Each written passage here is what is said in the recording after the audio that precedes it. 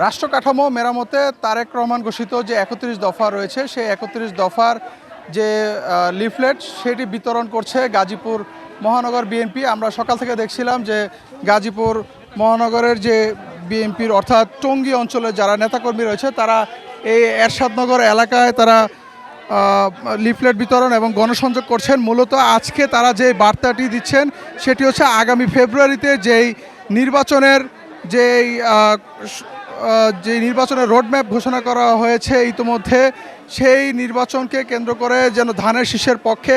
গণজোয়ার সৃষ্টির জন্য তৃণমূলের যারা নেতাকর্মী রয়েছেন তাদেরকে সম্পৃক্ত করার জন্য কিন্তু তারা চেষ্টা করছেন। এবং এখানে আমরা দেখছি যে তারা কিন্তু প্রতিটি এখানে শ্রমজীবী মানুষ যারা রয়েছে, বিশেষ করে রিক্সাওয়ালা, হকার এবং আশপাশের যারা দোকানদার রয়েছে তাদের কাছে এই ৩১ দফা লিফলেট বিতরণ করছেন।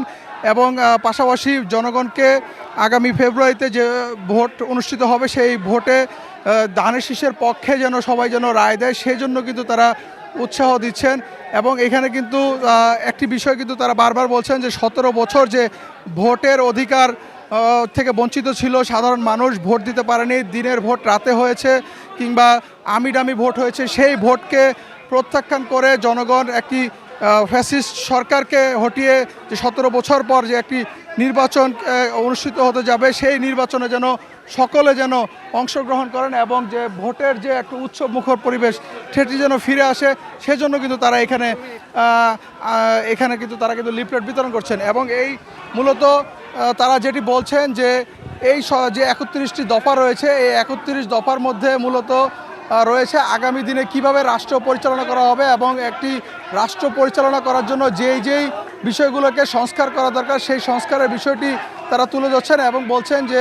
যদি তারা রাষ্ট্র গঠন করতে পারে বিএনপি সরকার সেক্ষেত্রে তারা এই যে তাদের যে ৩১ দফাটি রয়েছে যে ৩১ দফা রয়েছে সেই ৩১ দফা অনুযায়ী তারা কিন্তু এখানে কিন্তু কাজ করবেন। তো সব কিছু মিলে এই ছিল আমার কাছে গাজীপুর থেকে যে বিএনপির ৩১ দফার গণসংযোগ কর্মসূচি এবং লিফলেট বিতরণের সবশেষ তথ্য।